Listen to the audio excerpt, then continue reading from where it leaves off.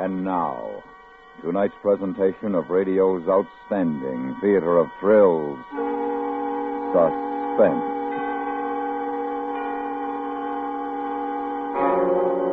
Tonight, we bring you a story about a man whose name was synonymous with death. We call it The Groom of the Ladder.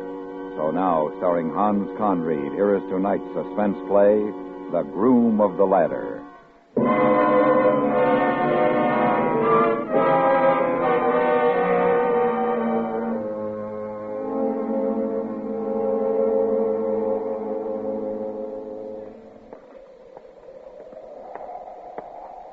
Evening, Mr. Price. Evening, William. Oh, it's cold enough. Hard day for you, Mr. Price? Well, I must say I'm fair wore out. What you need is a bit of the old warming for the cockles. True. It's cruel work for a man in this weather. You up down to the Blue Ball, Mr. Price. Have yourself a dollop. Oh, I thought of that, but I happen to be a little short of funds tonight, William. I wonder... Oh, have one for me, Mr. Price. Oh, that's very nice of you, I must say, William. Very nice. Good night. Good night, Mr. Price.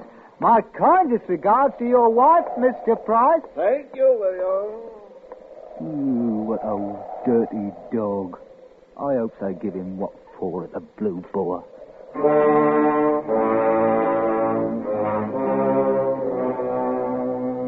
Nasty little rat, that William Hartley.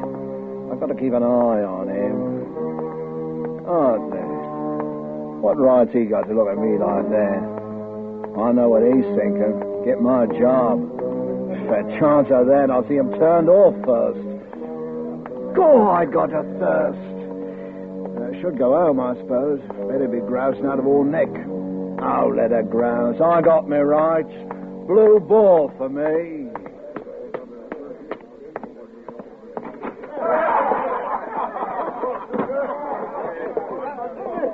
Evening, one and all. Evening. Evening, Mr. White, Mrs. White. Mr. Lowe. Oi, Brenny, you spry as ever. Hey there, what's this all about? Somebody dead?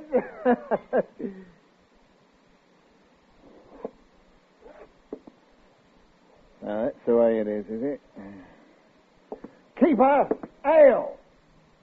I said ale. Ale. Perhaps you didn't hear me the first time. Can you pay for it? Yes, I can pay for it. And more. Don't you worry about me. I can pay for anything. You hear that, all of you? I don't need a bloody one of you. You'll all come to me one of these days. I heard the watchman are out looking for somebody. He don't pay his debts and he's going to Marshalsea prison for it. Who said that? Who said it? I wonder who's going to get Jack Tench's job when he's out of office. Who called me that? My name's Price. John Price. John Price. John Price. Hear what I say? John Price. I have such an horrible pain in my throat, Mr. Ketch, dear. Do you have a cure? Got any old clothes for sale today, Mr. Ketch? Shut your faces, a lot of you. Stop! I'll do you a mischief, that's what you hear. You stop it. Turn up. There'll be none of that in here. If you want your ale, come over to the table and drink it. Otherwise, out. Well, I'm sorry I lost my temper. I'm sorry, I'm just very tired tonight. Accept my apologies, Keeper. I don't accept nothing from you except your money. I have to serve you, my charter says so. But no trouble from you, or out you go, and that's a fact, and don't forget it.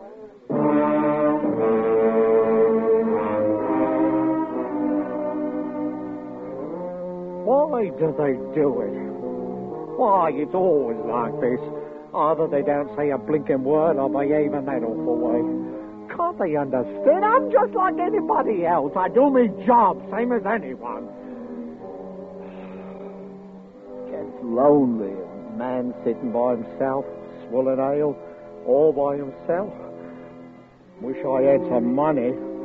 I mean, some of the actual, not coppers. Oh, I'd have friends then, lots of them. What was it they were saying about the watchmen looking for me? Oh, they can't do that. I'll pay the debts what I owe, if I can only get a good job or two. Why don't they let the man alone? Not fair. Not fair. What ain't fair, Mr. Price? Huh? Who is it? Oh, William. William Hartley, huh? You, huh? You got off late tonight, didn't you? That's right, Mr. Price. Having a bit of a guzzle, eh? I will not stand familiarity, William Hartley. Kindly remember your place and station. Oh, no offence intended. And none taken, I hope. Granted. You mind if I sit down with my mug? I don't mind. Well, dear. Long hours, short pay. That's the way of it. William Hartley, why do you talk to me? Why not, Mr. Price? You're my superior, ain't you? In a way, I have to talk to you. I don't want you to have to. I want you to want to. Nobody wants to talk to me. Nobody wants me. Could be worse, you know. I don't beat my wife or the kid. I try to do what's right. Oh, you're just misunderstood, Mr. Price. Misunderstood. I sympathize. I want a friend. I want people to smile at me in the streets, talk to me, to like me. Oh, you got a burden, Mr. Price, and no mistake. William, how'd you like to lend me 5 sovereigns? I could pay you back with interest. I got 1 or 2 odd debts to pay, you know. I heard about that, Mr. Price. Harry White was... Harry White, what's he now? He's after me job, just like you, William Hartley. You don't pull the wool over my eyes. I know. How could you think such a thing, Mr. Price? Why, you remember this. I'm not out of office yet. Remember, you stay nice to me, William, because I have a position. How about a couple of sovereigns? I know you got it, so there's no use denying. Well, I'd like to oblige Mr. Price to help me, I would, but my wife's expecting again, and you know how it is with another mouth to feed. How about a copper's worth of ale, then? You know, I was going to buy one for you, Mr. Price, but when I reached into my pocket, I found I had just enough for my own mug. William Hartley, you are a dirty, sneaking little liar. Mr. Price. Don't you ever find yourself in trouble. Because if you do, it's John Price who's going to be there taking loving care of you. Oh, Harry, you are a one. Stop it, anyone is secret. Hello, Mr. White. Mrs. White. Good Come on, Elizabeth. Time for us to be going home. All right, Harry. I said hello, that's all. I didn't do no harm, just hello. It's me, John Price, you know me. Can't you say hello? Hello, that's all.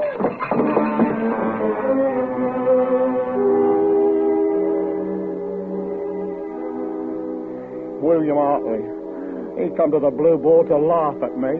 That's how he gets his pleasure. They all do. And when I get home, it's going to be the same. Oh, I wish I was dead.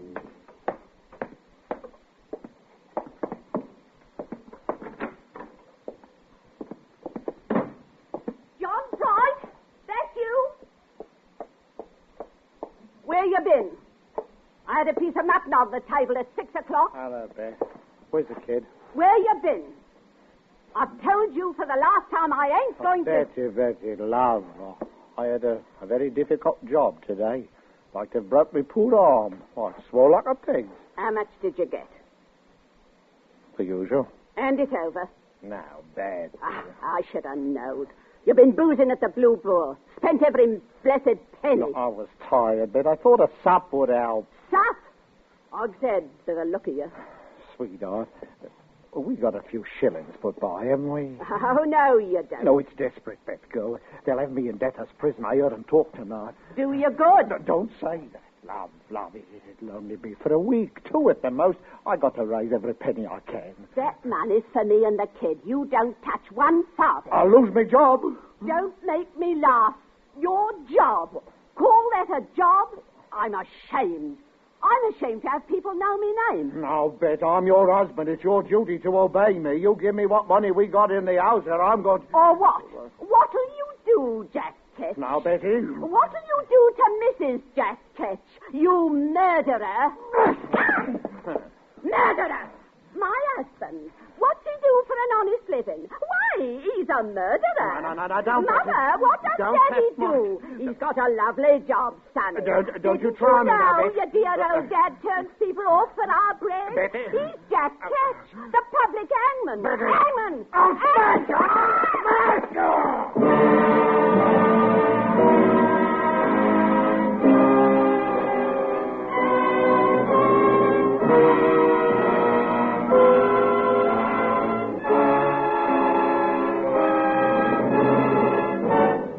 You are listening to The Groom of the Ladder, tonight's presentation in radio's outstanding theater of thrills, Suspense.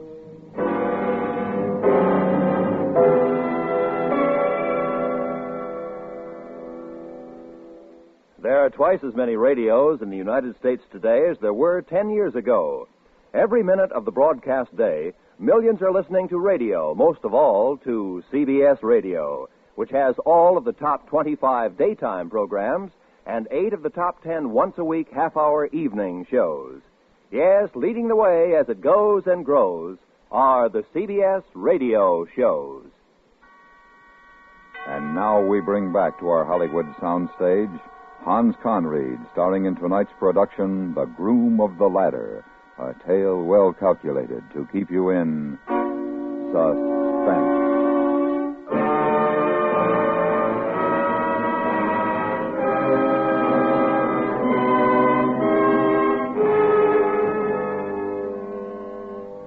I suppose it was wrong to beat her like that. But what's a man to do? So, what with my debts and what I done to Bet, here I am in Marshalsea Prison. Not the first time I've been here, but what a stinking hole. All of us together.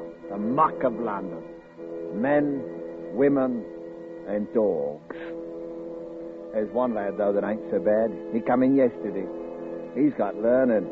A gentleman, you can see that. Thomas Lovelace, his name. He's in debt to his eyes. £2,000. I'll be here until I rot, Price. Oh, I wouldn't say that, sir. There's always hope. You've been here before? 3 times, sir. This is my 4th. And always for debt. Of course, there was the matter of my wife, Betty, this time. What did you do for a living, Price? What's the matter? Hadn't you noticed? The others, they never talk to me. Hadn't you noticed? Not particularly. I'll tell you why. Because I was in the employ of His Majesty. In service to the crown. That's why. That's why they don't talk to you? Well, I suppose you won't either when I tell you. You'll find out in a day or so anyhow. What's the use? I'm the hangman. Hangman? But I thought that Jack Ketch was... That's what they call me. Oh. I thought so. Go on, sir. I won't trouble you. You're a gentleman. You don't want the likes of me. You haven't got a very savory reputation, you know, Price. It was my job. Somebody had to do it. I've heard that you rather enjoyed it. That's a lie. What about the poor devils who paid you to put them out of their misery quickly? I was happy to oblige. Poor souls. Sometimes they give me a few pence to help them through the awful passage to heaven. But Lord bless them, I did my best. And if they didn't have any money? I wouldn't hold it against them. Of course, I'm not denying that a nice rack or press job was worth a few shillings extra. But wouldn't you have taken the money? I ask you, wouldn't you? I wouldn't have had your job, Price. Not for £1 million. Oh, well, that's the way of it. Each man to what he knows. Right, Mr. Lovelace? My profession is hangman. Yours is to be a gentleman. Am I right, sir? And we're both of us in debtor's prison.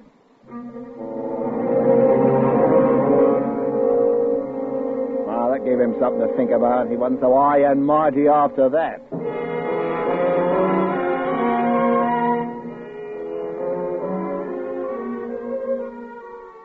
Mr. Lovelace never had visitors. I didn't either. Said he's not till one day, 3 months after I first come here. And it was William Hartley. And I didn't like the nasty weasel smile on him. Well, Price, I heard about your misfortune and I came to sympathise. How thoughtful, William. How do they treat you in here? Oh, like a bloomin' earl, can't you see? Nasty smell down here. We haven't brought in the fresh roses yet. No. What about your debts, Price? Any luck? No. It's only a matter of £5. William Arthur, you did you come here to help me? You're going to lend me the money. Have I misjudged you, William? Good friend. No, you haven't misjudged me, Price. I didn't come here to lend you nothing. I come here like a good Christian to see you had your health and spirits.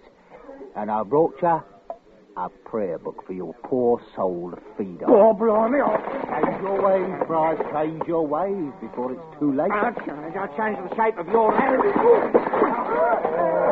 I'm going to turn you off proper, Mr. William Hartley. Let him go! You hear me? Let him go! Get away from him, Mike! Stop it! Have you gone mad? You know what they'll do to you with this. You shouldn't have done that, Price. I won't forget. You'll pay for that.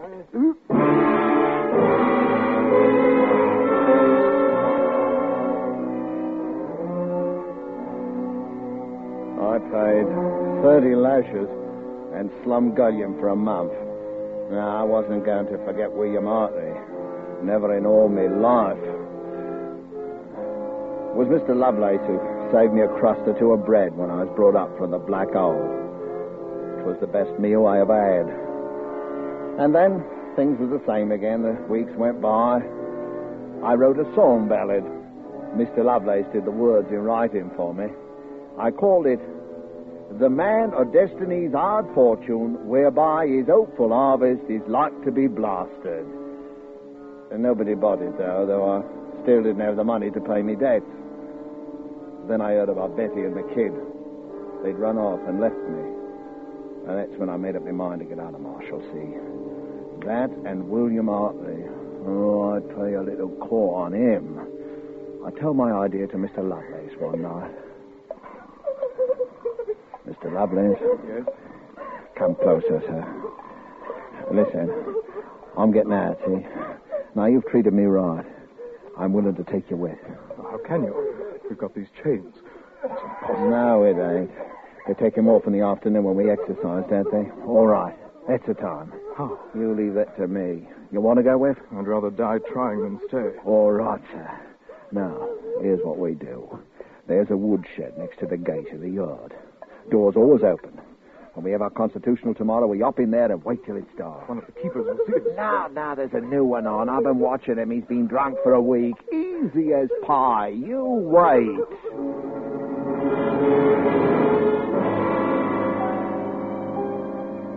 We did it.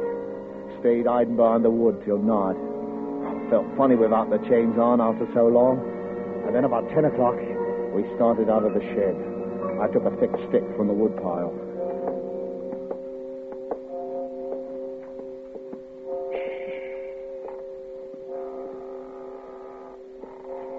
Come on. Gate will be locked. Have to do a bit of climbing then, eh?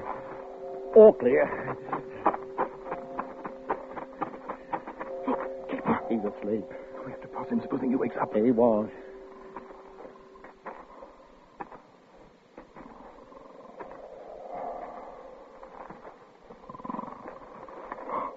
Look, he's waking up. Hurry up now. Give me an hand up first, and then I'll pull you over. Right. All right. Now, give me your hand. There. Up you come. And there's London. Ain't that the loveliest sight? William Hartley's out there, isn't it? Come on.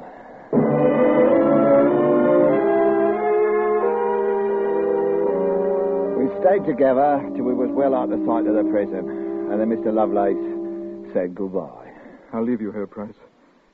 I can't thank you enough for helping me. We shan't meet again, I suppose. But I'll always remember you. Goodbye. And he went his way. A couple of minutes later, I found a broom maker going home from selling his wares. And after a short argument, I had 2 silver shillings in my pocket. I tossed for it. William Hartley, now or later? My first one. And that took me to the nearest alehouse in Bunhill Fields. Hartley'd have to wait, but not for long. Oh, I was going to do him a mischief. Pay the little scut back before the night was out.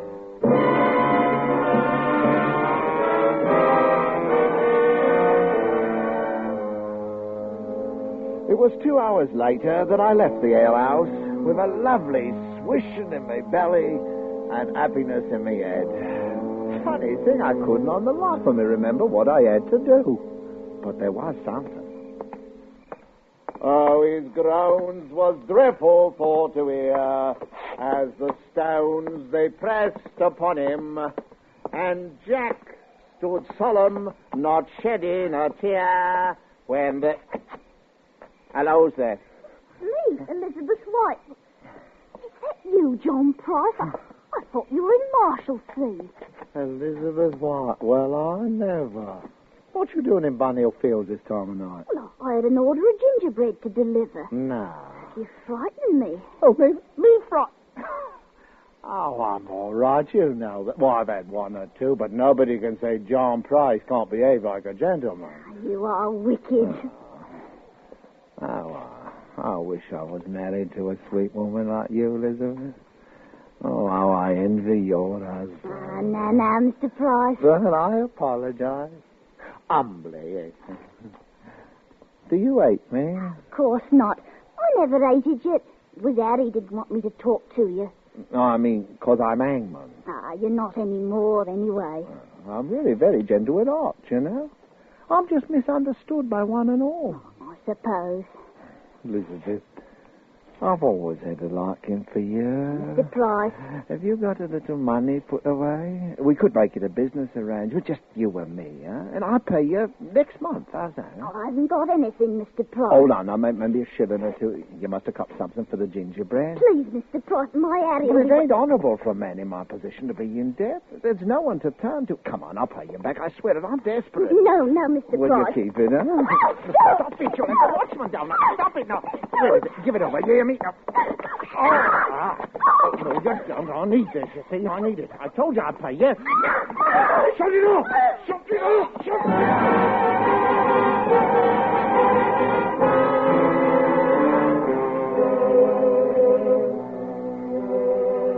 Well, here we are again. Newgate this time. The watchman got me. But he was too late for Elizabeth White. I'm afraid I done her in, poor soul.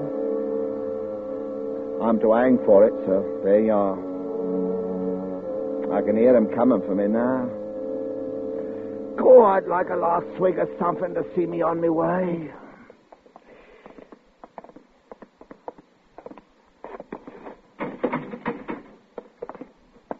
God, William Hartley. Are you ready, John Price? You nasty little winkle. You mean you're the hangman? I am. God, blood. I was coming back to turn you off, you maggoty worm, and I forgot. Or you wouldn't be here now. I bear you no malice, John Price.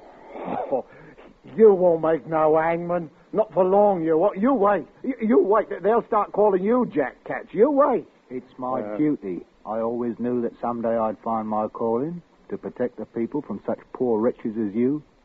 I have found it. God blimey. I might have known. Bar me too.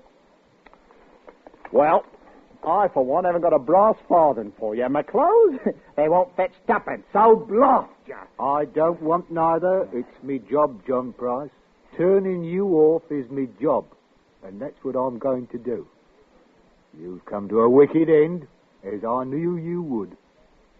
if I'm going to nab the stifles, and it's William Otley what's going to do it, I'm better off dead. Here, William. You write something for me on the wall, will you? Yeah, I've got some charcoal. Yeah, right here. What? Ah, all right, now you write this. Right, here died John Price, hangman of London. He was turned off upon the gallows, which he had served so well in his day. God save the King in the year 1686.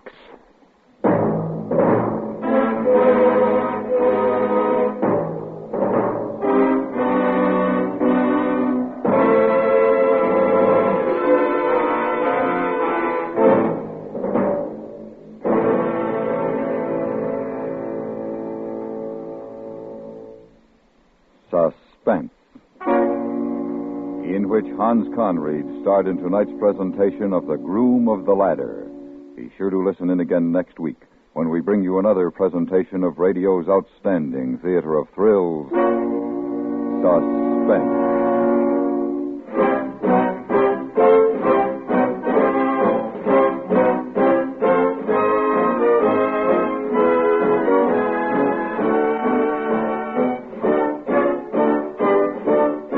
Suspense is produced and directed in Hollywood by Anthony Ellis, who also wrote tonight's script. The music was composed by Lucien Moraweck and conducted by Wilbur Hatch. In tonight's story, Ben Wright was heard as Hartley. Featured in the cast were Raymond Lawrence, Richard Peale, Bill James, Doris Lloyd, Betty Harford, and Stan Jones. Nobody's selling the Brooklyn Bridge anymore, but don't for a minute think that because that racket has been exposed, 100 others just as bizarre aren't flourishing right now. Underworld characters who want an easy buck and aren't fussy how they make it are endlessly inventive in that way. Fortunately, the agents of the FBI are even quicker and shrewder in their counter efforts to foil their plans and ferret them out of hiding. You can hear another startling drama revealing one more of those clever plans and its ultimate defeat on that popular CBS radio program, The FBI in Peace and War, over most of these same stations tomorrow night. Remember, The FBI in Peace and War, tomorrow night. Stay tuned for 5 minutes of CBS News, to be followed on most of these same CBS radio stations by The Jack Carson Show.